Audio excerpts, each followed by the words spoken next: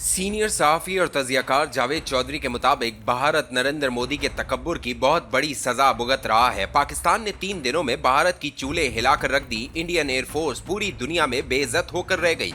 इसके 3 बड़े अस्करी दोस्त थे, फ्रांस, इसराइल और रूस। फ्रांस ने भारत को राफेल तैयारे दिए। पाकिस्तान ने राफेल गिराकर भारत के साथ साथ फ्रांस के मुंह पर भी कालक मल दी। रूस ने S-400 दिया। पाकिस्तान ने दुनिया का मजबूत तरीन एयर डिफेंस सिस्टम तबाह करके रूस को भी बेइज्जत कर दिया। और इसराइल ने मोदी को ड्रोन्स दिए थे।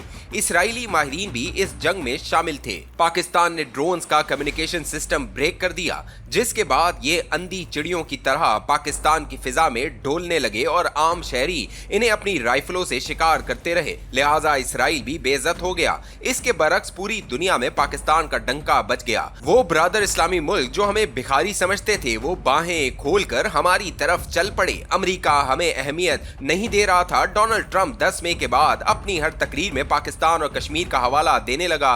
फ्रांस सोच रहा है काश हमने राफेल पाकिस्तान को दिए होते। और चीन हमें इस वक्त अपना बड़ा मौसिन करार दे रहा है। पाकिस्तान ने चीन को वॉर इंडस्ट्री का चैंपियन बना दिया और दुनिया ने पहली मर्तबा चीन के हथियारों को सीरियस लेना शुरू कर दिया। पाकिस्तान की वजह से J-10 और JF-17 के शेयर्स में भी इजाफा हो गया। दूसरी तरफ पाकिस्तान में 1998 के एटमी धमाकों के बाद पहली मर्तबा इतना इत्तेहाद नजर आया और पूरी कौम फौज के पीछे खड़ी हो गई। PTI की वजह से फौज का इमेज बहुत खराब हो गया था। 9 मई 2023 के वाकयात ने फौज का खौफ तक खत्म कर दिया, लेकिन 10 मई ने न सिर्फ फौज का इमेज बहाल कर दिया बल्कि कौम को ये तक समझा दिया, हम अगर आज अपने घरों में बैठे हैं और हमारी मस्जिदों में आजानें और नमाजें हो रही हैं तो इसकी वाहिद वजह अल्लाह की जात और पाक फौज है। जनरल आसिम मुनीर भी 10 मई से हीरो बनकर उभरे। पाकिस्तान में आज 2 दर्जन लोगों को छोड़कर 24 करोड़ लोग जनरल आसिम मुनीर के हाथ चूमना चाहते हैं। लोग इन्हें फील्ड मार्शल भी बनाना चाहते हैं। इसके साथ साथ PTI और इमरान खान का बयानिया भी बढ़ गया। कुदरत ने इमरान खान को 22 अप्रैल के बाद कौम के साथ खड़े होने का आखिरी मौका दिया था। इमरान खान अगर पहलगाम के वाकये को बुनियाद बनाकर फौज और जनरल आसिम मुनीर का साथ देने का ऐलान कर देते, पार्टी ब्रीफिंग में शामिल हो जाती और फौज की गैर मशरूत हिमायत कर देती, तो आज इमरान खान की रिहाई का अमल शुरू हो चुका होता और फौज के दिल में इनकी कदर भी बढ़ चुकी होती। लेकिन इमरान खान धोखे में मारे गए। इनका ख्याल था फौज भारत का मुकाबला नहीं कर सकेगी और ये आवाम को एक बार फिर फौज के खिलाफ सड़कों में ले आएंगे। इल्म ज्योतिष के मुताबिक भी अप्रैल का आखिरी और मई का पहला हफ्ता पाकिस्तान के लिए इंतहाई खतरनाक था। प्रोफेसर गनी जावेद मेरे पुराने कुलीग और मेहरबान हैं। ये बहुत बड़े एस्ट्रोलॉजर हैं। ये अप्रैल के शुरू में मेरे पास तशरीफ लाए, बहुत मुतफक्किर थे। इनका कहना था पाकिस्तान के बुरे दिन शुरू हो गए हैं। अप्रैल का आखिरी और मई का पहला हफ्ता पाकिस्तान के लिए बहुत खतरनाक है। हम अगर इसकी नहुसत से बच गए तो भी ये सिलसिला 2027 तक चलता रहेगा। ये 2.5 साल पाकिस्तान की तारीख का मुश्किल तरीन दौर होगा। पूरी कौम दुआ और इत्तेहाद से ही इसका मुकाबला कर सकती है। उनका कहना था अल्लाह से दुआ करो ये जनरल आसिम मुनीर, इमरान खान, आसिफ अली जरदारी, नवाज शरीफ और शहबाज शरीफ को लंबी जिंदगी दे। इनमें से किसी का हादसा मुल्क के अंदर खौफनाक बहरान पैदा कर देगा और भारत इसका भरपूर फायदा उठाएगा।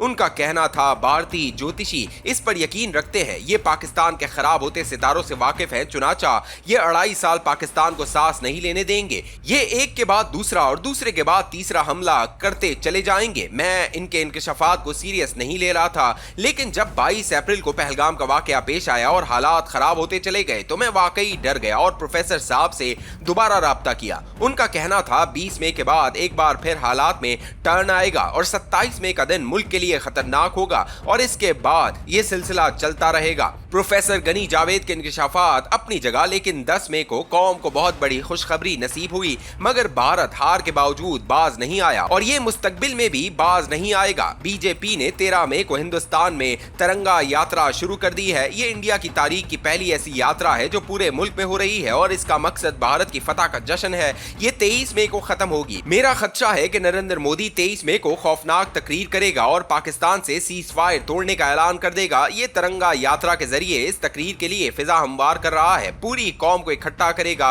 करोड़ों लोगों को सड़कों पर लाएगा और 23 और 24 को स्क्रीनें लगाकर तकरीर करेगा और फिर ऐलान जंग कर देगा। मेरे इस मौकिफ के लिए बतौर सबूत ये दलील काफी होगी कि नरेंद्र मोदी ने अमेरिका के जरिए नेशनल सिक्योरिटी एडवाइजर के दरमियान राब्ते के लिए 24 मई तक वक्त मांगा है। क्यों? अगर ये मुज़ाकरात के लिए मुखलिस है तो फिर नेशनल सिक्योरिटी एडवाइजर के दरमियान राब्ते के लिए 24 मई का इंतजार क्यों? ये राब्ता आज क्यों नहीं हो सकता? दूसरा, सीज फायर के बाद तिरंगा यात्रा की क्या जरूरत थी, और वो भी 10 दिन तवील। ये याद रखें, नरेंद्र मोदी तिरंगा यात्रा की आड़ में फौजी और सिफारती तैयारियां कर रहा है, ये अवाम को भी मोबिलाइज कर रहा है। चुनाचा जंग अभी खत्म नहीं हुई, ये दोबारा हमला करेगा और इसी महीने में करेगा, और इस मर्तबा इनका निशाना हमारी एयरफोर्स और मिसाइल सिस्टम होगा। पाकिस्तान ने भी तैयारियां शुरू कर दी हैं। चीन ने J-35A के नाम से 5th जनरेशन तैयारे बना लिए हैं। ये स्ट्रेट तैयारे हैं जिन्हें रडार नहीं पकड़ सकता। चीन पाकिस्तान को ये तैयारे दे रहा है। हमारे पायलट इस वक्त चीन में ये तैयारे उड़ाने की ट्रेनिंग ले रहे हैं। ये अच्छी खबर है, लेकिन सवाल ये है कि क्या ये इंडिया नहीं जानता? भारत जानता है। चुनाचा इसकी कोशिश होगी ये J-35A से पहले पाकिस्तान से बदला ले ले। लिहाजा भाइयों, ज्यादा खुशियां न मनाओ, अल्लाह से दुआ करो, इत्तेहाद कायम करो और तैयारियां जारी रखो। जख्मी सांप मरने से पहले भरपूर हमला करता है और नरेंद्र मोदी इसकी तैयारी कर रहा है। ये अगर इस शिकस्त को खामोशी से बर्दाश्त कर जाएगा तो भारत से बीजेपी, RSS और नरेंद्र मोदी तीनों खत्म हो जाएंगे। कांग्रेस ने 10 मई के बाद अंगड़ाई लेनी शुरू कर दी है। राहुल गांधी सड़कों पर निकल रहा है। बीजेपी का इख्तिदार रियासतों में भी समट रहा है। मीडिया ने भी सवाल उठाना शुरू कर दिए हैं। नरेंद्र मोदी 10 वर्षों में ज्यादातर न्यूज चैनल्स और सहाफी अपनी जेब में डाल चुका है, लेकिन सोशल मीडिया ने नई शख्सियात को जन्म दे दिया और इनकी आवाज गोदी मीडिया के मुकाबले में कई गुना ज्यादा है। चुनाचा रविश कुमार और परवीन स्वाहा जैसे लोग अब सवाल उठा रहे हैं और हुकूमत के पास इनका कोई जवाब नहीं। अमेरिका भी भारत को दांत दिखा रहा है।